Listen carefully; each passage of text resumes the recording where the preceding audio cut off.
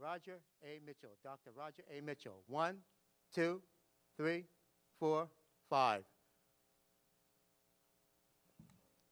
Good there? Perfect. Thank you.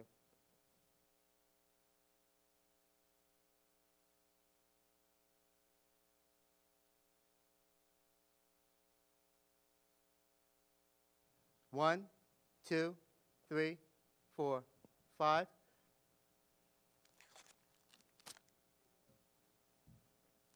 Good there. Would you like me to check out the microphone for balance? Okay, I'm getting upset. Bye.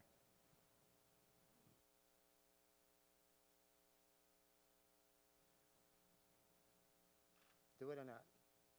1, 2, 3, 4, 5.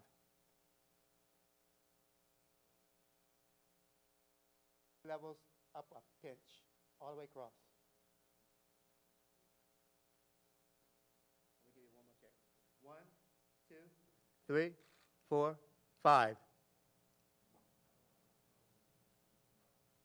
Better. Thank you.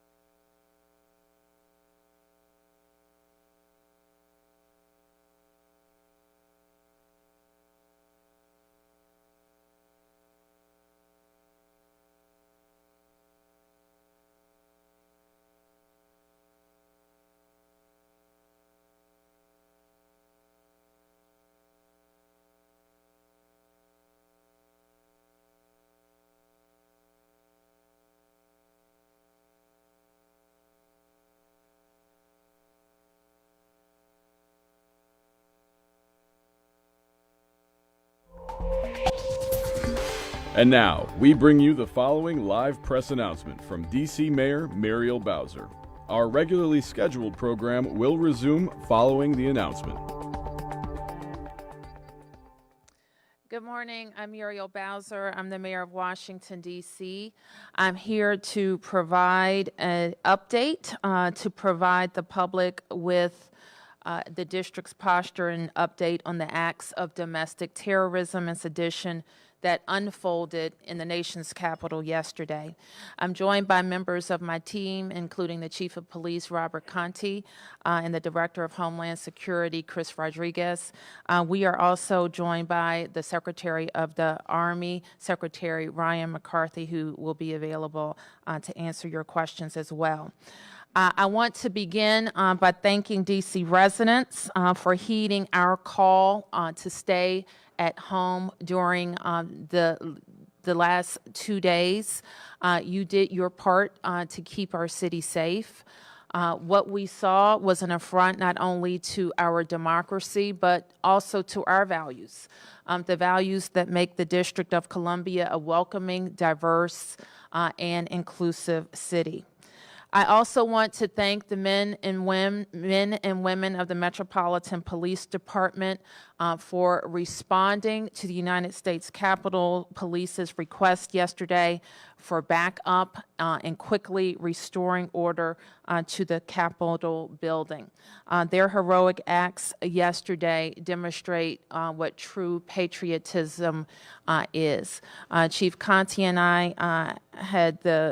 I joined Chief in touring the city last night and had the opportunity to see our police at work. And so we want to thank them for everything that they do, not only in supporting the federal response, but in keeping our city safe as well. Overnight, as expected, the Congress affirmed President-elect Joe Biden and Kamala Harris, and it is official that certification. Joe Biden and Kamala Harris will take the oath of office on January 20th to be the 46th president of the United States of America. We know and we all knew that the end result of this free and fair election would be the oaths that they take on January 20th.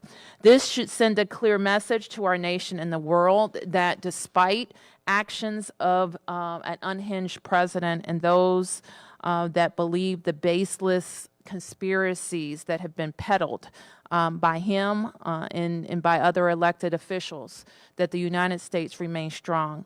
Our democracy is prevailing, decency is prevailing, and hope and change are on the horizon. While it seems like a lifetime ago, it was just yesterday that we received the final election results out of the state of Georgia. And I want to congratulate Senator, what I'm going to call him, Reverend Senator Warnock and Senator-elect Ossoff. I also want to make a few priorities clear for the new Congress that are very important to the district. First, we must get statehood on the president's desk within the first 100 days of the 117th Congress. Congress must immediately transfer command of the District of Columbia National Guard from the President of the United States and put it squarely under the command and control of the Mayor of the District of Columbia. The Congress must create a nonpartisan commission to understand the catastrophic security failures that happened at the Capitol on January 6, 2021, both to hold people accountable and to ensure that it never happens again. We must also understand why the federal law enforcement response was much stronger at the protest over the summer than during yesterday's attack on Congress. I also call on the Joint Terrorism Task Force to investigate, arrest, and prosecute any individual who entered the Capitol, destroyed property, or incited acts of domestic terrorism observed yesterday. More immediately, we know that the current president must be held accountable for this unprecedented attack on our democracy. What happened yesterday is what he wanted to happen, and we must not underestimate the damage he can do to our nation and our democracy over the next 2 weeks. And it's not just the president who must be held accountable, so too must the domestic terrorists who stormed the Capitol and threatened members of Congress. What happened yesterday is textbook terrorism. And let me read you a definition. It's from the Federal Code of Regulations. It's defined as the unlawful use of force and violence against persons or property to intimidate or coerce a government, the civilian population, or any segment thereof in furtherance of political or social objectives. The FBI has already set up a website where Americans can report tips, and today MPD is releasing its own lookout information. Any tips that are reported to MPD will also be shared with the FBI. So I encourage Washingtonians who can provide information to do so by texting 50411, 50411, or by calling 202-727-9099. We are still in the midst of our response. We have aided the federal government in establishing the security of the United States Capitol. These incidents were contained to the United States Capitol and its grounds. We will review for ourselves what occurred yesterday to commend those who performed heroically and to learn what mistakes were made. With that, I want to ask Chief Conti to provide any update from the Metropolitan Police Department, followed by a situational update from Secretary McCarthy. Thank you, Mayor Bowser, and good morning, everyone. As communities across the country are still processing the images of the violent mob that stormed the U.S. Capitol, I want to start this morning by thanking the members of the Metropolitan Police Department. When U.S. Capitol Police called for assistance, it was you that answered their call without hesitation. Your actions to restore democracy were nothing short of heroic and should be recognized. As MPD members, you serve the D.C. community each and every day, but yesterday evening, you answered the call to serve all Americans. Many of you here today understand that the district is unique in respect to the number of law enforcement agencies operating in local D.C., the many federal buildings and national park lands. But I have seen some misinformation out there that I would like to clear up. MPD's responsibility is to provide public safety services to the vibrant communities that make up this great city. MPD assisted U.S. Capitol Police when they requested our assistance on their grounds. What we did do was restore democracy for all of America and assisted our partners, the U.S. Capitol, and their approximately 2,000-member force by providing a swift response to an escalating situation. MPD members will continue to be responsible for local D.C., but we are willing and capable, as we saw yesterday, of assisting our partners at any moment. Again, when U.S. Capitol Police called for assistance, MPD answered the call. I would also be remiss if I did not recognize the support we receive from our law enforcement partners regionally and the D.C. National Guard assets. Please allow me to provide an update in regards to arrests made by MPD related to unrest. There were 68 individuals arrested yesterday evening and into the early morning hours of January 7th. Of the 68 arrests, 60 were adult males and 8 were adult females. 41 of those arrests occurred on U.S. Capitol grounds, and to my knowledge, only one of the arrestees is from the District of Columbia. I just want to underscore that. Only one of the arrestees was from the District of Columbia. However, we still have a significant amount of work ahead of us to identify and hold each and every one of the violent mob accountable for their actions. We have collected numerous images of persons of interest that we are asking the community to help us identify. These images depict individuals engaged in various acts of violence or property destruction, and we have made these images available on our website and social media platforms. We shared these images last night with the D.C. Bids, the hotel associations, and other community partners, along with the FBI. We also have shared these images with the regional airport authorities. As we speak, we have members of the Metropolitan Police Department that are scouring the area hotels, businesses, et cetera, trying to identify some of these individuals that still may be taking up residence within our city. The FBI, we're working closely with them to aggressively pursue those responsible for these shameful and violent acts. You can help by taking a moment to view them and provide us with assistance. Again, they have been publicly released on our website. Anyone with information on their identities or whereabouts is encouraged to reach out to MPD at 202-727-9099 or text us at 50411. Information can be provided anonymously. In addition to what I've already mentioned, we will also be sending these images out across the country to the FBI offices in every state. We have authorized a reward of up to $1,000 for information that leads to the arrest and conviction of persons responsible. And I should add that we already are receiving information and valuable tips from residents and people who have identified some of these individuals. We will continue to assist the United States Capitol Police with security without compromising the quality and professional police service to our district neighborhoods. Residents and visitors should continue to expect traffic disruptions and a large law enforcement presence in and around the National Mall and U.S. Capitol. Now, I would like to take this opportunity to provide the identities of the persons that lost their lives yesterday.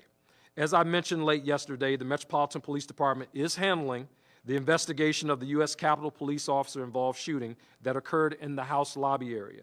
The decedent in that shooting has been identified as 35-year-old Ashley Pameton. Ashley, also known as Ashley Babbitt of Huntington, Maryland. This remains an active MPD investigation. There were 3 additional deaths that occurred, which we believe all to be the results of medical emergencies. The decedents have been identified as 50-year-old Benjamin Phillips of Ringtown, Pennsylvania, 55-year-old Kevin Greason of Athens, Alabama, and 34-year-old Roseanne Boylan of Kennesaw, Georgia.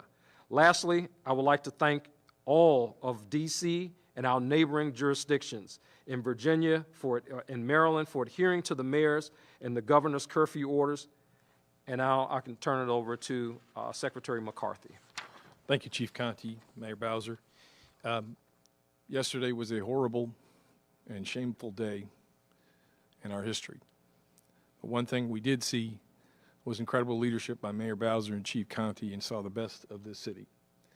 When they called us over at the Pentagon, we started getting awareness yesterday afternoon about the breach within the Capitol, and quickly worked to support, move our resources forward in support of Metro PD and the Capitol Police, and responded and truly saw some incredibly heroic things from the Metro PD and our DC Guardsmen. Very proud of those men and women.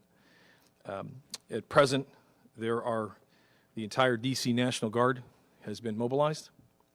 We have also received the support from the state of Virginia, Maryland, Pennsylvania, New Jersey, Delaware, and New York. There will be 6,200 guardsmen in total by the weekend here at the U.S. and the U.S. National Capital Region in support of the DC Metropolitan Police Department, as well as the Capitol Hill Police. At present, we have over 150 personnel up on the Capitol grounds, and we will have 850 on the Capitol grounds by noon today. At 9 a.m. this morning, we began erecting a 7-foot non-scalable fence, which will be from Constitution to Independence and First Avenue to the in front of the pond right there in front of the Capitol, that road right there. So these personnel and this security measures will be in place for no less than the next 30 days. And we'll be keeping all of these support mechanisms in place in constant coordination with the Capitol Police and the Mayor's office. Thank you. Thank you, Mr. Secretary. We should have also noted that we are joined by the Deputy Mayor, Roger Mitchell, as well as Chief Donnelly, the Chief of DC Fire and EMS, and we're available for questions. In the House.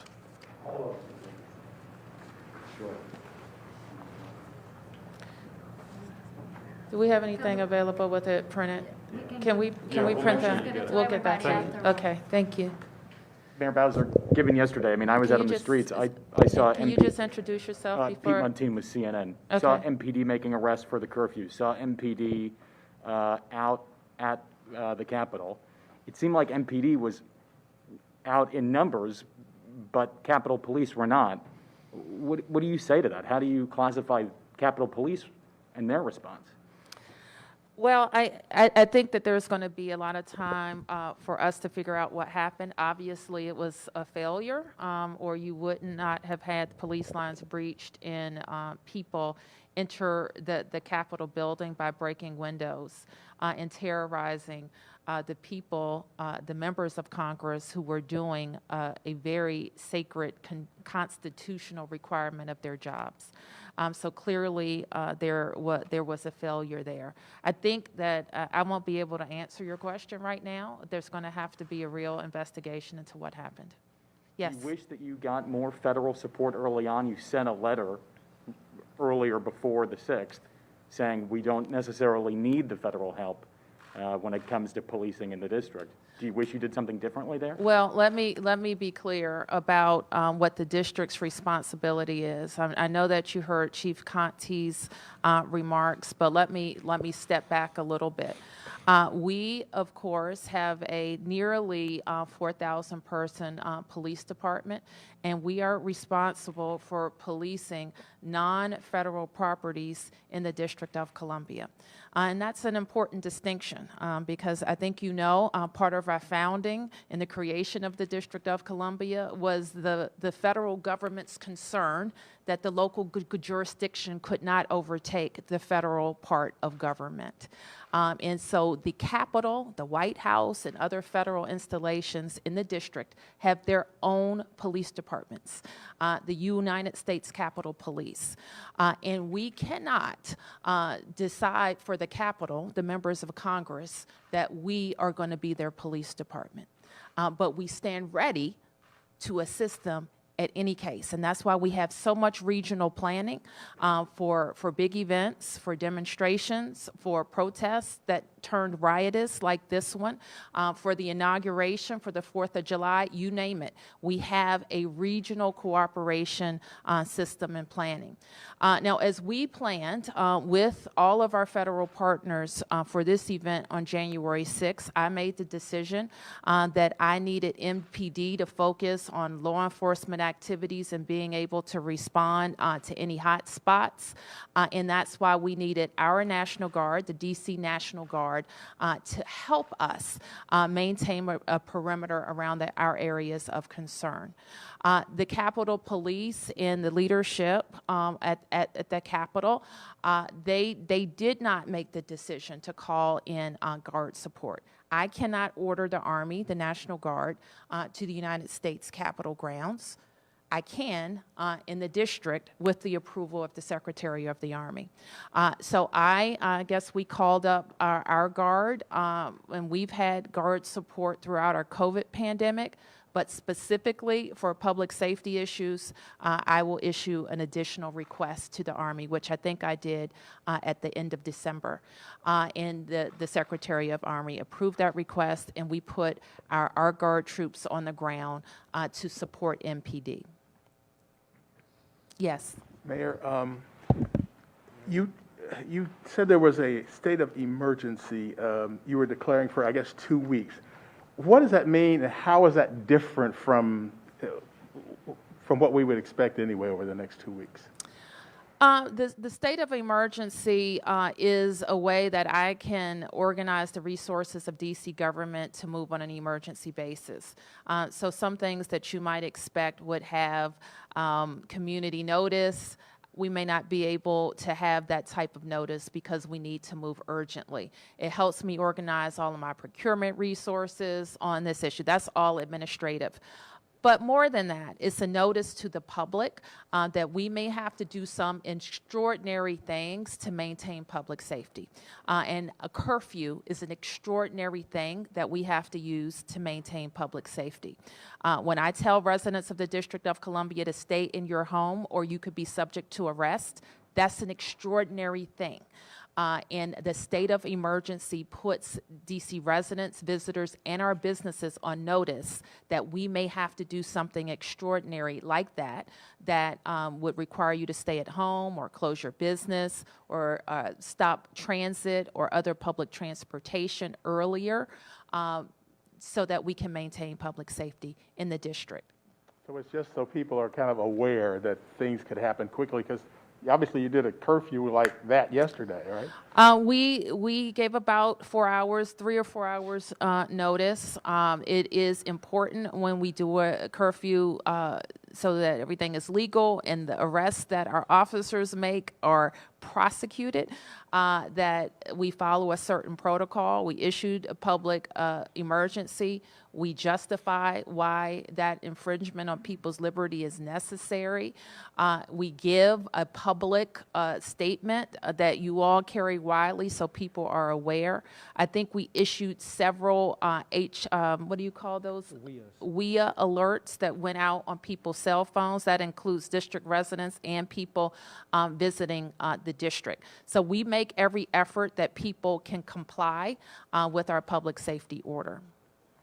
Yes. Mayor Bowser. Just please introduce yourself and your Ike network. Jaji from Fox 5. There was a moment yesterday when a riot was declared. It was the same type of thing that happened during the summer at the protest. Can you run me through some of the things that can happen when the differences between when you declare a riot and when a state of emergency is declared? Do law enforcement get certain liberties in one thing and the other? Can you Sure. just Let run me through me ask Chief Conti to talk about that. Sure. As the mayor mentioned, you know, the state of emergency, it allows the city to do extraordinary things. As she mentioned, the curfew, again, a great infringement, you know, on just the day-to-day business in the city. In this particular case, when a riot was declared, that means that we have a situation where individuals are actively, violently engaging in crimes. And that's the clear distinction. At the time that the riot was declared, and I believe that was MPD personnel on the grounds of the Capitol that were on the air declaring this a riot. So that's the distinction between the two. Yes. Now, when a riot is declared, what liberties does that give MPD? So per se? for MPD, it may determine the level of force that we use. So for example, you know, in some cases we may use pepper spray. In a riot situation, you know, we could very well use tear gas or CS gas, that kind of thing. So And that would be. at what time was the riot actually called? I don't have the exact time that it was, but I can tell you that MPD was requested around about 1 o'clock p.m. is when MPD was requested by U.S. Capitol to respond, and things were already pretty bad at that point. So my question is, over the summer, when the riot was declared, that gave MPD the chance to use these munitions per se. From what happened yesterday, is there a train of thought possibly that maybe declaring a riot earlier could have prevented some of the things that happened? Well, no, you can't declare a riot until you have violent acts occurring. And I think that MPD is very careful about when we do declare a riotous situation. I mean, there are situations where we have officers that are having bricks thrown at them, bottles thrown at them, everything, you name it, urine, and we have not in every instance declared a riot. In this one, we had projectiles being thrown at our officers, and we had people trying to breach the United States Capitol, in the nation's capital. I think, if anything, I mean, that certainly warrants declaration of a riot, and clearly we experienced that yesterday. Yes. Yes, Michael Bryce Sadler with the Washington Post. For Chief Conti, perhaps Chief Donnelly, the 3 decedents who died from medical emergencies yesterday, have we determined whether they were part of the riots or other people who were on Capitol grounds? What was that question, Michael? My question was for the 3 people who died from medical emergencies yesterday. Thank you. Yes. There were a lot of people on the grounds of the Capitol yesterday, and I guess the extent that we can say right now is that they were on the grounds of the Capitol when they experienced their medical emergency. Okay, but you can't specify. I beyond can't that? specify. Okay, and then there was a stabbing yesterday at 12th in Pennsylvania, and separate shootings on 200 K Street Northwest and also 9th and N Street Northwest. Have police determined if any of those were related to the unrest in the city? It does not appear that any of those were related to the unrest in the city, and those matters are actually actively being investigated, but it does not appear they were related. Okay, thank Thank you. you. And then for Mayor Bowser, could you talk about how the events of yesterday will impact how the city is preparing for the inauguration? I can't speak to you with any specifics at this stage, Michael, but we will be looking very closely at what we learned, what's happening at the Capitol, working with congressional leadership and the Presidential Inauguration Committee. Okay, thank you. And then, But you did hear the Secretary offer two very important points already, that the fencing that is going up around the Capitol, non-scalable fencing, will be in place through the inauguration, and the guard strength that will be coming on the ground by this weekend, up to 6,200, will be available through the inauguration as well. Which is a larger composition of personnel than you would have for a standard inauguration. thank you. And then just one follow-up there for you, Secretary McCarthy. The black fencing, you said at least 30 days or no more than 30 days that will be erected? At a minimum. At a minimum. Okay, Yes, thank you. and we'll work that in coordination with the city as well as the Capitol Hill Police. Thank you. Yes, Mark. Mark Seegers, NBC Washington. Two questions for Secretary. One, could you, and I tried to follow along, could you repeat the specifics about the fence? Will it completely surround the U.S. Capitol complex, the fencing? Could you just Yes. give those specifics one more time? Yes. So Constitution to Independence first, and then the road there in front by the pond, it'll be all the way around. And how high will that be? 7 foot. 7 feet, Non-scalable. Compare that to what we see at the White House. This is what was available. We worked through this solution midstream yesterday, and we were on the phones to get, as quickly as possible, a capability in place to extend the perimeter of the National Capitol Complex. We could get as many Metropolitan Police officers out into the streets so that in the event that if this was to recur again or downstream, Chief Conte would have as much flexibility with his police force as possible, and we could take over the static security positions.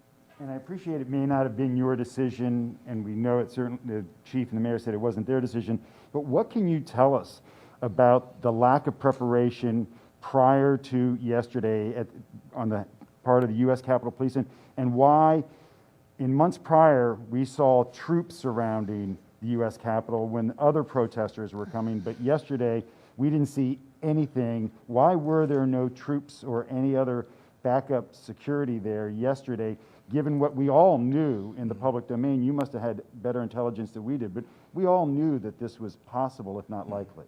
Well, we don't have, we rely on our intelligence from law enforcement and local police, obviously, but with respect to the pre-coordination, to the mayor's point, those things are all being looked at. There were discussions previously with the Capitol Police and others, and no request of the DC National Guard were made.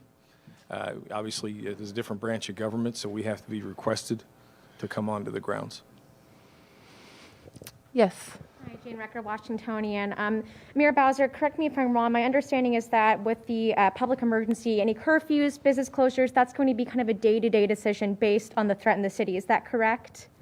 Yes. Okay. On the curfew question. Okay. Yes. All right. And then what can residents expect over the next, weeks or so? I mean, I know that there's supposed to be another meeting of the insurrectionists around the inauguration, but in the interim, what are you expecting? I mean, we have residents questioning, should I take off work to get groceries? When should I walk my dog? What do you foresee in the coming days? I think DC residents should go about living their lives. And if there is a need, as I did over the weekend leading up to this, to ask them to stay away from certain areas, I will do that. I don't have that request at this stage. So right now, we want them to go about their lives, be signed up for our alert systems. Chris? Yes, thank you, Mayor. So we would really encourage our residents and any visitors to the District of Columbia to sign up for Alert DC, and that can be done at alertdc.dc.gov. And so that's the way that, based on what the mayor and the chief were saying, during an emergency situation, and certainly with the mayor declaring an emergency declaration, we will push real-time information to our residents and visitors through Alert DC. And let me just say something also very specifically. We asked our residents not to participate in counter-protest. We asked our residents, not even the regional residents, and their county executives and leaders asked them not to participate in counter-protest. And I know for a lot of people, I've gotten text messages, that was a hard thing to do because they wanted to fight back. But just imagine if our police had to also police protest against the people who sieged the Capitol. So it was very important that the police could focus on them. So we're going to continue to ask our residents to listen to our guidance, but go about your lives. DC government, we're already on modified operations because of COVID, but our facilities that are having in-person activities continue to do so. Mayor Bowser, how upset does it make you to see the federal response on Black Lives Matter Plaza during the protests there and around Juneteenth, and then see yesterday? By comparison, you mentioned that earlier. How upset does it make you? What I'm upset about, I'm upset about what this president has done to our city and our democracy. I'm not prone to wild swings of emotion because we have some work to do to find out what happened to make sure it doesn't happen again. And that's my job right now. And that's the job of everybody here. I'm upset that my police officers were put in harm's way when they were just doing their jobs. And I'm even upset that somebody died in that building who was breaking into the building. We should all be upset about all of those things. I am heartened that our police and guards people were able to get control of the building and that our lawmakers went back into that building to vote. I'm upset that 706,000 residents of the District of Columbia did not have a single vote in that Congress yesterday, despite the fact that our people were putting their lives on the line to protect our democracy. How slow did That is how upset we all should be. How slow did things move yesterday? I mean, that must upset you that there wasn't a more ratcheted up response, specifically at the Capitol. But then Secretary McCarthy yesterday spoke about a delay of getting federal forces into the district. How would you classify it? I've classified it already. I think that a more robust presence on the grounds of the Capitol would have prevented people from getting into the building. Yes.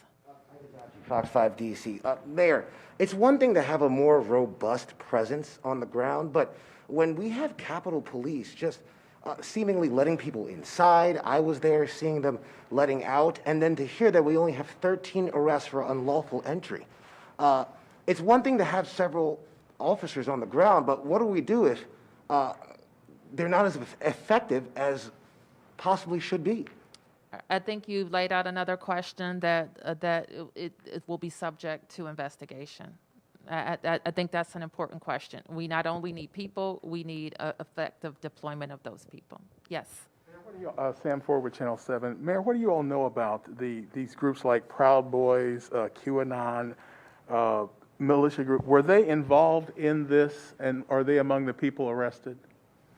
I don't know that we can say that right now, Chief. Yeah, I don't know that we can say that right now. I think it's safe to say that, we had certainly people who were like-minded with all of the rhetoric that has been going on that did what they did at the U.S. Capitol yesterday. But beyond that, I won't give credit to any particular group. What were the injury numbers, Chief? For For the our police police officers, officers, initially, we were at 14 initially, but that number went up to about 56 over the course of the night. And I got to tell you, there was a lot of valiant fighting by the members of the Metropolitan Police Department there.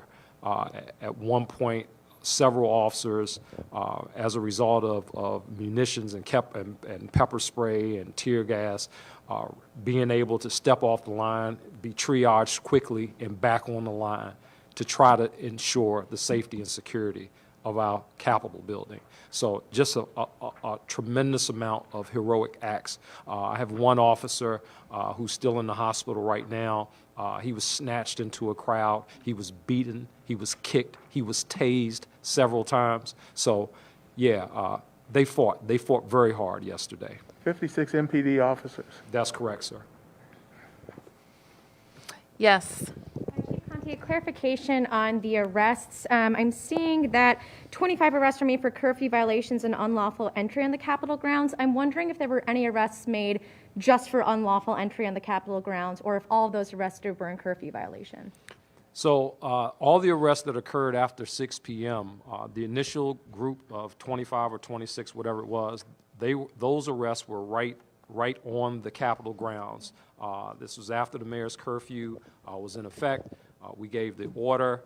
Individuals were still there, which we're required to do. We gave the order. Individuals were still there, and we placed those individuals who were there, we placed them under arrest. MPD was able to do that. So that was really kind of the balance. And the goal was for us, as we were able to secure the perimeter and have a strong perimeter, to make arrests and then start working our way out. The balance of that was as MPD members worked through the streets of the District of Columbia to ensure the safety and security of our businesses and residents, especially in the immediate areas surrounding the Capitol and some of the areas where we know that some of the people that were involved in this were congregating. MPD members were able to make additional arrests over the course of the night. So there were no arrests made for those who unlawfully entered the Capitol building until 6 p.m.? Yes, ma'am, that's correct. Okay, and then I think people are a little confused at just the low numbers of arrests that were made. There's videos of hundreds of people coming into the Capitol. Can you explain a little bit why those numbers are so low? What happens? Do people leave? Is this an issue of not having enough people to manage it? No, sure. I can tell you, I mean, probably not many people in this room have been in the midst of a riot or an insurgence like that. And the first thing that you have to do is to regain control. You have to establish control of the situation that was going on. The men and women of the Metropolitan Police Department went into a situation that was already out of control. So once control was established and that perimeter was established, then and only then are we able to safely make arrests. Because as you begin to make arrests, now we get into additional use of forces, additional injuries of officers, and potential additional injuries of the people that we intend on arresting. We have a responsibility to ensure the safety and security, abide by the Constitution and all of that, and we intended to do that. So we made the arrests that we made in front of the Capitol. After that, we went forward and we made additional arrests, and we will continue to work with our federal partners. There are a lot of people that are on that we have listed on our website. There are a lot of people that are in these images, and we know that there are people across this country who can identify these individuals. This is where the community comes in and help. These are clear images. Some of these images, there's no mistake about who some of these people are. So we're asking our communities to call in, whether it's a community here in the District of Columbia or as far as West Coast, it really doesn't matter. Call into your local FBI office, identify who these individuals are, and let's hold them accountable. Yes, sir. Yes, sir. Ashraf Khalil with the Associated Press. Mayor Bowser, if you were a governor, how would yesterday have gone differently for you? What would you have been able to do differently, and on what kind of a timeline? The difference would be when we become the 51st state, or before then. Our Congresswoman has a bill in the Congress right now to give the mayor control of the D.C. National Guard. What's different is we would not make a request to the Secretary of the Army for guards support. We would not be restricted in any way from how to deploy the guard, so we wouldn't have to clear a deployment plan with the Secretary of the Army. We could be nimble in how we change it. If we have a deployment plan that was approved, for example, that limited the guard to the traffic box or to 9th Street, if we find out during the course of the response that needs to change dramatically, then I, as mayor/governor, would make that determination. That's the big difference. What wouldn't be different as governor would be my ability to put the National Guard on the Capitol steps.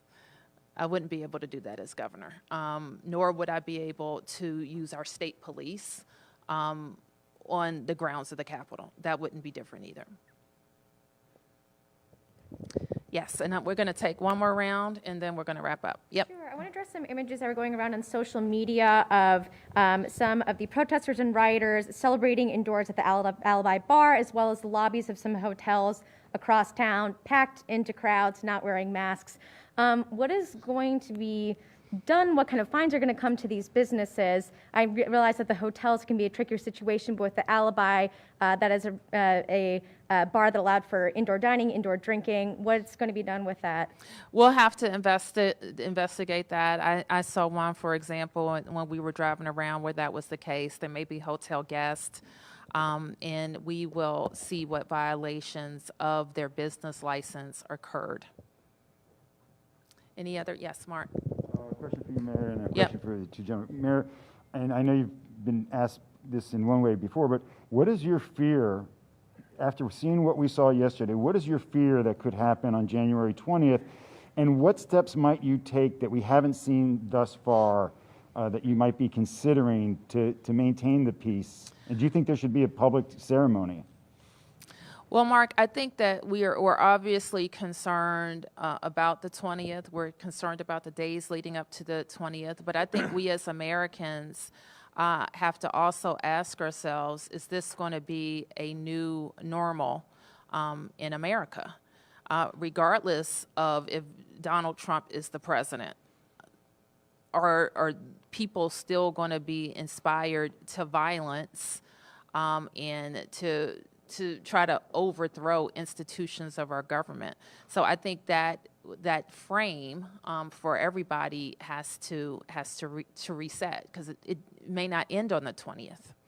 And so that, for us, as we think about it as the nation's capital, that means a whole different level of policing. I sit before you right now with a force that's 3,700 strong, but shrinking.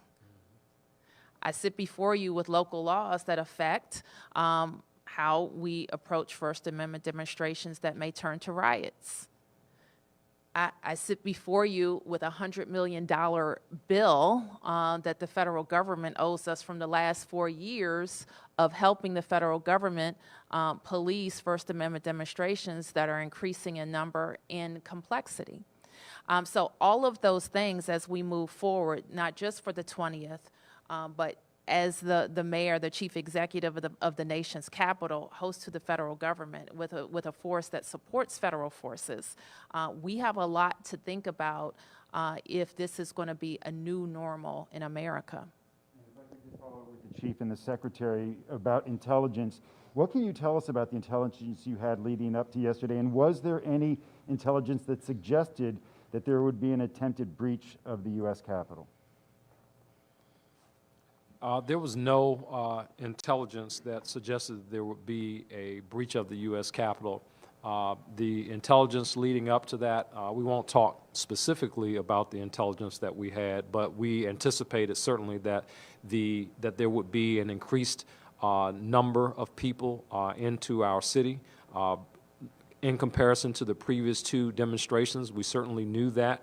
But in addition to that, the Metropolitan Police Department, under the mayor's leadership, not only did we activate the National Guard, but we also initiated mutual aid with several area law enforcement agencies before yesterday. So I think that's a really important note to make in terms of our preparation for this. So based on the intelligence, not only did we have the National Guard, but we had the National Guard and we had mutual aid services for D.C. residents, for Washington. I mean, that's really, really, really important. So I'll leave it right there. And that was why Chief Conte requested us to support traffic control points at 30 separate locations on the north side of the city to prevent vehicular movement. We're still performing that mission. I was remiss not to mention at the beginning, we have 850 on the Capitol grounds as well as 90 additional personnel, 3 per location at traffic control points, largely on the north side of the city from about 9th to 17th in Northwest. With respect to the posture leading in, we receive our intelligence from law enforcement agencies, whether they're federal or local. It was the going in position that it would be somewhat similar to November 14th, December 12th, where the types of groups that were there, but had no wildest imagination that you could end up breaching the Capitol grounds. Okay, that's our update. Thank you, everybody.